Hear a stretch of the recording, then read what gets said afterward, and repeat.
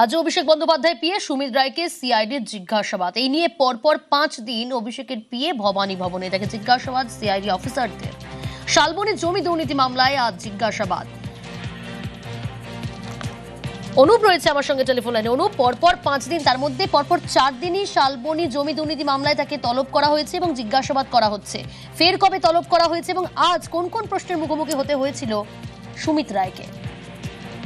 অভিষেক বন্দ্যোপাধ্যায় আত্মসহ সুমিত রায় তাকে পরপর 5 দিন কিন্তু টানা জিজ্ঞাসাবাদ করলো। তার মধ্যে 4 দিন দেখা যাচ্ছে যে শালবনী জমি দুর্নীতি মামলা, সেই মামলার ক্ষেত্রে তাকে জিজ্ঞাসাবাদ করা হয়েছে। একদিন দেবদাস চাকরির দুর্নীতি মামলার ক্ষেত্রে তাকে জিজ্ঞাসাবাদ করা হয়েছিল এবং 5 দিন, তার মধ্যে 4 দিন হচ্ছে একেবারে শালবনী জমি দুর্নীতি মামলা।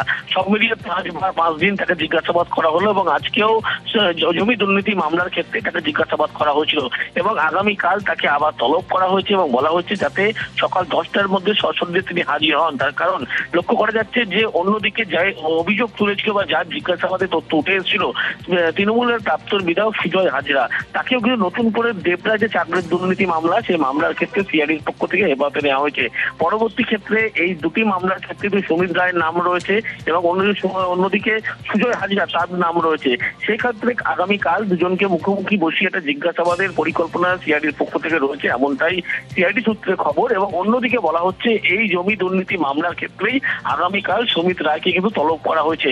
দীর্ঘ কয়েকটি বিষয় জিজ্ঞাসাবাদ করা হচ্ছে এবং একাধিক প্রশ্নের উত্তর অধরা হয়েছে, যে কারণে সেই প্রশ্নের উত্তর একেবারে পাওয়ার জন্যই জিজ্ঞাসাবাদ করা হচ্ছে। এই বিপুল পরিমাণ টাকা, যে টাকা কোটি কোটি টাকা যে লেনদেন হয়েছিল সুজয় হাজরার থেকে সুমিত রায়ের, এক্ষেত্রে সেই টাকা কার কাছে পৌঁছেছিল সুমিত রায়ের হাত ধরে, এই বিষয়গুলি স্পষ্ট হওয়ার জন্যই বারবার দফায় দফায় জিজ্ঞাসাবাদ করা হচ্ছে সুমিত রায়কে। আগামীকালও তলব করা হচ্ছে, আগামীকালও সকালের মধ্যে তাকে হাজিরা দিতে হবে এবং আগামীকাল থেকেও দীর্ঘ জিজ্ঞাসাবাদ করবে সিআইডি আধিকারিকরা। ওকে অনুপ। এদিকে জোড়া মামলায় সিআইডি হেফাজতে সুজয় হাজরা। সিআইডি হেফাজতে মেদিনীপুরের প্রাক্তন তৃণমূল বিধায়ক, শালবনী জমি দুর্নীতি ও দেবরায়ের চাকরি প্রতারণা মামলা। অভিষেক বন্দ্যোপাধ্যায়ের পিএ সুমিত রায়কেও দুটি মামলায় জিজ্ঞাসাবাদ।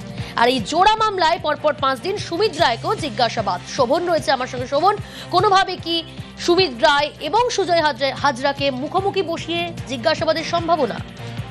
একেবারে দেখো, এরকম একটা সম্ভাবনা রয়েছে যেখানে সুজয় হাজরা এবং সুমিত রায় দুজনকে কিন্তু মুখোমুখি বসিয়ে, কারণ একই ঘটনায় বা একই মামলায় কিন্তু দুজনকে জেরা করছে সিআইডি। পাশাপাশি তোমাকে জানিয়ে রাখি যে ইতিমধ্যেই কিন্তু সিআইডি তাদের হেফাজতে নিয়েছে মেদিনীপুরের যে তৃণমূলের বিধায়ক রয়েছেন সুজয় হাজরা, তাকে কিন্তু 7 দিনের ফুল সিআইডি হেফাজতে নিয়েছেন। এবং তারপরেই কিন্তু যেটা প্রাথমিক সূত্রে জানা যাচ্ছে যে এই সুজয় হাজরাকেই কিন্তু ভবানী ভবনে নিয়ে যেতে পারে সিআইডি আধিকারিকরা এবং সেখানে কিন্তু সুমিত রায়ের মুখোমুখি বসিয়ে সুজয় হাজরাকে জিজ্ঞাসাবাদ করতে পারে যে একদিকে যেমন শালবনীর জমি দুর্নীতি, অপরদিকে কিন্তু দেবরাজ যে চাকরির নামে প্রতারণা, এই দুটি মামলাতেই কিন্তু জিজ্ঞাসাবাদ করার সম্ভাবনা রয়েছে সিআইডি আধিকারিকদের। ওকে।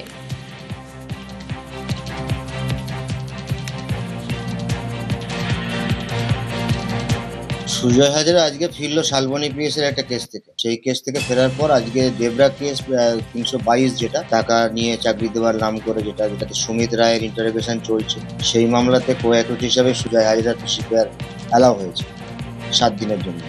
আগামী 7 দিন পর সুজয় হাজরাকে আবার প্রোডাকশন করা হবে। In the meantime Bhabani Bhaban যেগুলো ব্রাঞ্চ আছে সেখানে সিআইডি নিয়ে যাবে ইন্টারোগেশন।